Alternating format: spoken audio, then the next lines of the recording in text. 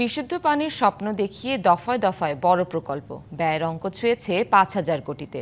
খুলনা ওয়াসার বিশাল এই কর্মযজ্ঞে এরপরও রয়েছে পরিবেশ বিপর্যয়ের শঙ্কা ও সমন্বয়হীনতার অভিযোগ। প্রকল্পের পরিকল্পনা থেকে শুরু করে দরপত্র আহ্বান, কোনো পর্যায়েই মতামত নেওয়া হয়নি বাসিন্দাদের।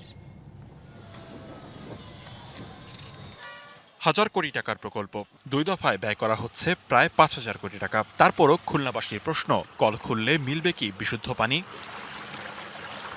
খুলনা ওয়াসার হিসেবে দৈনিক চাহিদা ১৮০ মিলিলিটার হলেও সরবরাহ করা হচ্ছে ১২০ মিলিলিটার। প্রথম দফায় ২০১৮ সালে ২,৪০০ কোটি টাকার প্রকল্প বাস্তবায়নের পরও মেটেনি পানির সংকট।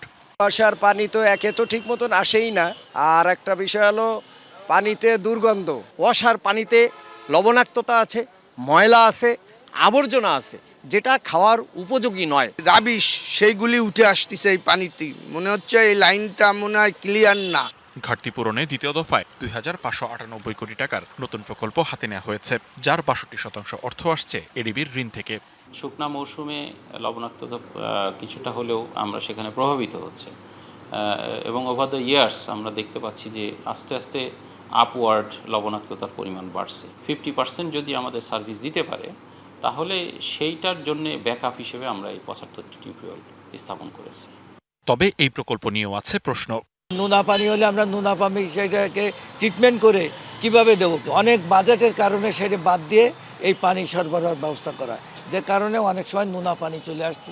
এখন যেটা হচ্ছে যে একটা মাথামারি প্রশাসনে পরিণত হয়েছে এবং নগরবাসীর থেকে এক ধরনের বলা চলে যে বখরা আদায় করে কিছু মানুষের মোটা তাজাকরণ প্রকল্প হয়ে গেছে ওয়াসা, তাদের ভোগ বিলাসিতার ব্যবস্থা হয়ে গেছে। নগদ নিয়ে এলো হার না মানা হার অফার। সর্বনিম্ন ১০,০০০ টাকা রেমিটেন্স নগদে পাঠালে থাকছে স্বর্ণের হার জেতার সুযোগ। ২০১১ সালে ওয়াসা প্রতিশ্রুতি দিয়েছিল ভূগর্ভের ওপরের পানির ব্যবহার বাড়িয়ে ভূগর্ভস্থ পানির ওপর নির্ভরতা কমানো। কিন্তু প্রথম প্রকল্পে ৪০টি গভীর নলকূপ বসানোর পর নতুন প্রকল্পে আরও ৭৫টি নলকূপ বসানোর পরিকল্পনা করেছে। খুলনায় এখনই কিন্তু ভূগর্ভস্থ পানি পাওয়া যাচ্ছে না। এর মধ্যে আবার যদি ওয়াসা নূতন করে যদি এই প্রকল্পগুলো করে, তাহলে এই প্রকল্প যদি ফেল করে, তাহলে এর জবাবদিহিতা কোথায়?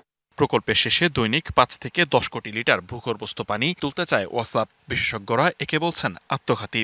শহরের মধ্যে আমরা কাছাকাছি অনেকগুলো গভীর নলকূপ বসাই, আমাদের ভূগর্ভস্থ পানি নিচে নামবে এবং ভূগর্ভস্থ পানি নিচে নামার সাথে সাথে লবণাক্ততা দ্রুত সেই লবণ পানি সেই জায়গাটায় কাভার করবে।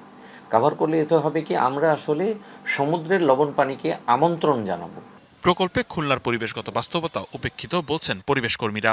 এই প্রকল্পটা বন্ধ করা প্রয়োজন। একে লোনের প্রকল্প, আমরা ঋণগ্রস্ত হব, আমরা পরিবেশ ক্ষতি করব এবং স্থায়ীভাবে আমাদের গ্রাউন্ড ওয়াটারকে আমরা ধ্বংস করে ফেলবো। ৩টে ক্ষতি হবে এই কাজ করলে। ভূগর্ভস্থ পানির ওপর এই বাড়তি নির্ভরতা সাময়িকভাবে সংকট কমালেও দীর্ঘমেয়াদে খুলনার জন্য ভয়াবহ পরিবেশ বিপর্যয় ডেকে আনতে পারে এমন শঙ্কা করা হচ্ছে। DBC news desk.